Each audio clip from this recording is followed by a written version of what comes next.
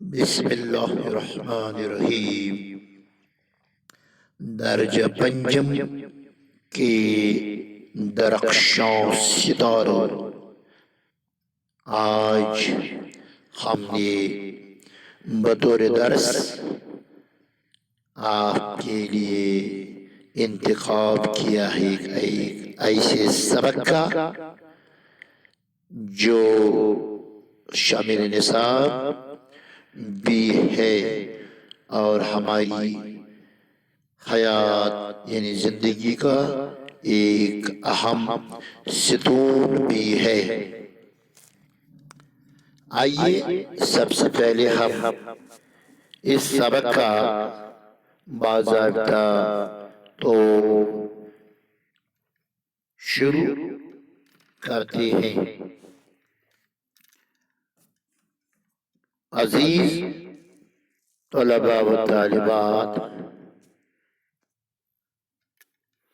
ہوا جب ہم سانس لیتے ہیں تو ناک اور منہ کے ذریعے ہوا ہماری پھیپھڑوں میں داخل ہو جاتی ہے۔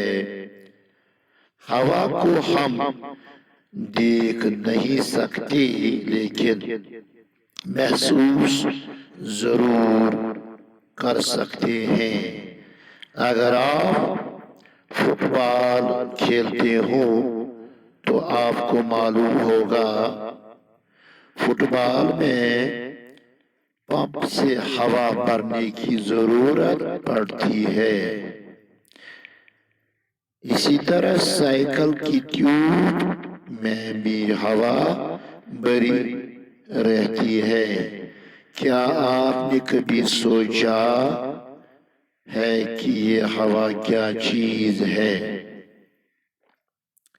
پیارے بچوں، ہوا کئی اجزاء کا آمیزہ ہے۔ آکسیجن اور نائٹروجن اس کے دو اہم جز ہیں۔ زمین کے ارد گرد کی ہوا میں 21% آکسیجن اور 78% نائٹروجن گیس ہوتی ہے۔ ان کے علاوہ ہوا میں پانی کے بخارات اور گرد و غبار کے چھوٹے چھوٹے ذرے بھی پائے جاتے ہیں۔ ایک اور گیس کاربن ڈائی آکسائیڈ بھی ہوا میں شامل ہوتی ہے، البتہ اس کی مقدار بہت ہی کم ہوتی ہے۔ آکسیجن زندہ رہنے کے لیے سب سے زیادہ ضروری ہے۔ سانس لیتے وقت یہ گیس پھیپھڑوں میں پہنچ کر خون میں جذب ہوتی ہے اور خون کی گردش سے یہ آکسیجن ہمارے جسم کے ہر ایک حصے تک پہنچ جاتی ہے۔ آکسیجن ہمارے جسم میں غذا کو بدن کا جز بناتی ہے۔ یہ ہمارے جسم میں گرمی پیدا کرتی ہے اور ہمارے جسم میں روزانہ تقریباً 1 کلو گرام آکسیجن جذب ہوتی ہے۔ آکسیجن کی ایک خاصیت یہ ہے کہ یہ خود نہیں جلتی لیکن چیزوں کو جلنے میں مدد دیتی ہے۔ پیارے ننھے منھے معصوم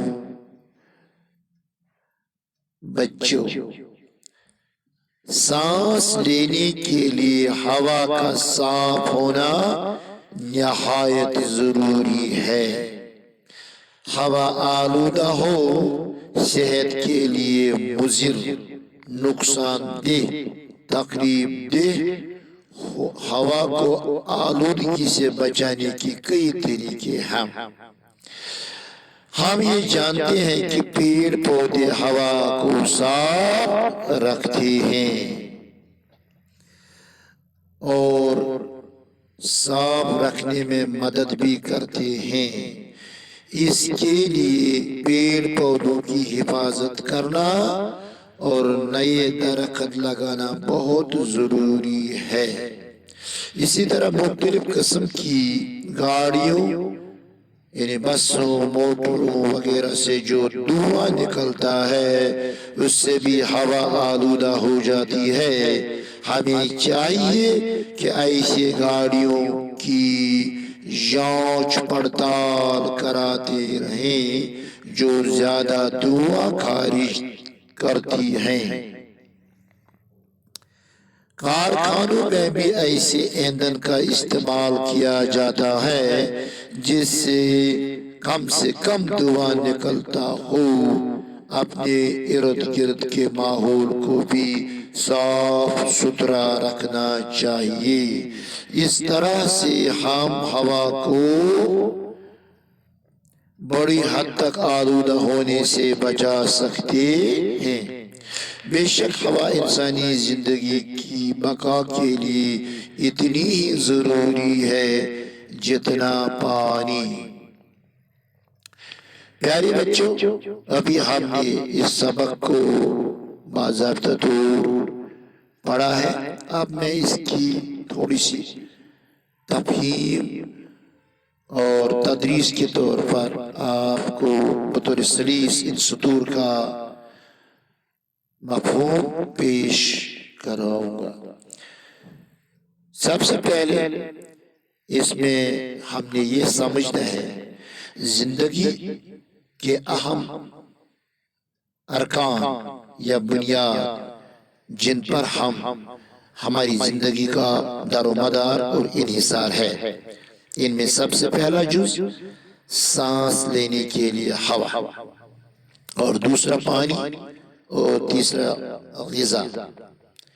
غذا کے لیے ہم چند گھنٹوں برداشت کر سکتے ہیں، بغیر غذا زندہ رہ سکتے ہیں، لیکن پانی اس سے تھوڑا اہمیت رکھتا ہے۔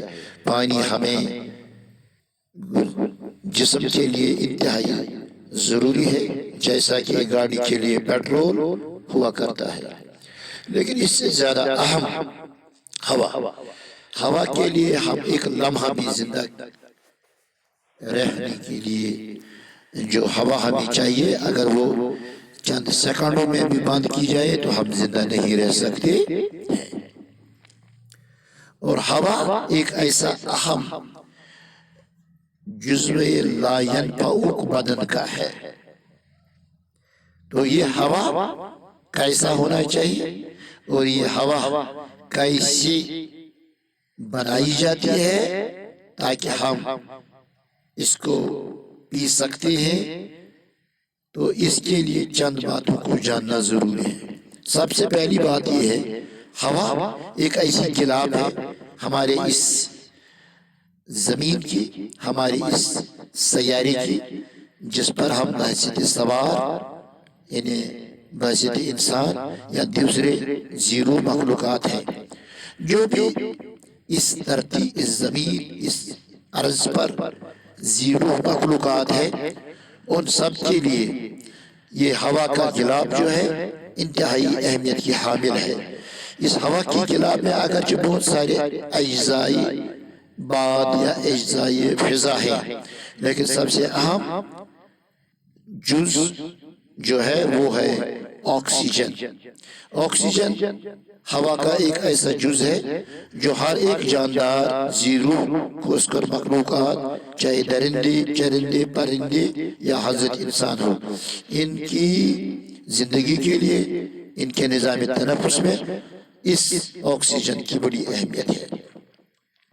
لیکن اس آکسیجن کو ہمارے لیے کون فراہم کرتا ہے، اور یہ آکسیجن ہمیں پینے کے لیے کیسا ہونا چاہیے؟ تو اس کے لیے ہمیں اس سبق میں دو چیزیں سکھائی گئی ہیں۔ پہلی چیز یہ ہے کہ یہ ہوا جو ہم پیتے ہیں، جسے ہم آکسیجن کہتے ہیں، اس کی مقدار بہت قلیل ہے، اس فضا میں، جبکہ دوسرے گیس نائٹروجن وغیرہ اس سے زیادہ مقدار میں ہے۔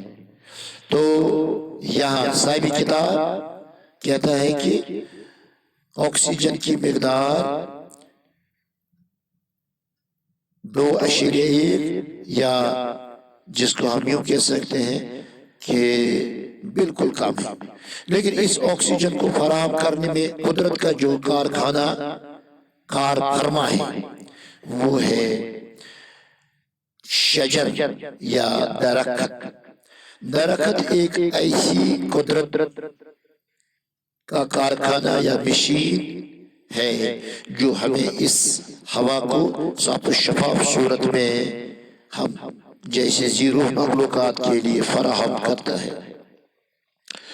درخت اگر نہ ہو، درخت اگر کاٹ دیے جائے، درخت اگر ختم کی جائے تو یہ ہوا ہمارے لیے نہیں رہے گی، ہم یا ہماری زندگی کا خاتمہ اسی کے ساتھ ہوگا۔ گویا ہماری زندگی کا دار و مدار و انحصار ان قدرت کے کارخانوں پر منحصر ہے۔ تو یہ قدرت کے کارخانے یعنی یہ درخت جو ہمارے لیے اس آکسیجن کو ریفائن کرتے ہیں، ہمارے لیے صاف شفاف صورت میں ایکسہیل کرتے ہیں، تو ان درختوں کو لگانا، بچانا گویا اپنی زندگی، اپنی بقا کو دوام بخشنے کے مترادف ہے۔ دوسری بات یہ ہے کہ اس ہوا کو آلودہ کرنے والی جو چیزیں، جو کارخانے، جو مشینیں ہیں، جن کو ہم مصنوعی مشینیں کہتے ہیں، چاہے وہ گاڑیاں ہوں یعنی ٹرانسپورٹیشن، یا ایسے بڑے بڑے انڈسٹریز یعنی صنعتیں جو دھواں اس فضا میں چھوڑتے ہیں اور وہ دھواں اس آکسیجن کے تہوں کو آلودہ کر دیتے ہیں۔ ہمیں چاہیے کہ ایسی مصنوعات یعنی جو گاڑیاں جو ہمیں نقل و حمل کی خصوصی چیزیں ہیں، انہیں ایسے بنانا ہے جن میں دھواں کا کم مقدار یعنی نہ ہونے کے برابر ہو، اور ایسی فیکٹریاں جن سے دھواں زیادہ خارج ہو، یا تو انہیں بدل دینا چاہیے، یا ایسے کارخانے جو نہایت ہی ضروری ہیں تو انہیں ایسی آلات اور ایسے عجائبات سے بنانا ہے تاکہ یہ دھواں بالکل کم خارج ہو جائے ایک طرف۔ دوسری طرف ایسے درختوں یا ایسے شجر کاری کی جائے تاکہ جو ہمارے لیے اس آکسیجن کو زیادہ سے زیادہ تازہ اور فریش یا جس کو ہم تر و تازہ کہتے ہیں بنانے میں رول ادا کرے۔ تو لہٰذا ہمارے ماحول میں درخت ہر طرف سے ہونے لازمی ہے تاکہ جو آکسیجن ہم پیتے ہیں، جس پر ہماری زندگی کا دار و مدار ہے، اور جو آکسیجن ہمارے جسم میں پھیپھڑوں کے مدد سے جسم کے ایک ایک جزو میں داخل ہوتے ہیں، جو ہمارے اس خون اور لہو جو ہمارے جسم میں جیسے گاڑی میں پیٹرول، ہمارے جسم میں لہو یہ بھی اسی کی اہمیت کا حامل ہے۔ تو اس ہیموگلوبین، اس خون میں آکسیجن نہایت ہی اہم رول ادا کرتا ہے۔ جتنا آکسیجن صاف و شفاف ہو اتنا ہی ہمارے خون بھی صاف شفاف ہے۔ اگر خدا نخواستہ اس میں آلودگی ہے، اگر یہ ناکارہ ہے، ناقص ہے، تو ہمارے خون، ہمارا جسم بھی ناقص اور نامکمل ہے۔ لہٰذا ہمیں اس سبق سے یہ درس ملتا ہے کہ ہمیں درختوں کو زیادہ سے زیادہ لگانا چاہیے، اور ایسے ان فیکٹریوں اور کارخانوں سے دور رہنا چاہیے تاکہ ہماری اس ہوا کی ایک عظیم نعمت جو ہمیں قدرت نے دی ہے، اس کو محفوظ رکھنا ضروری ہے۔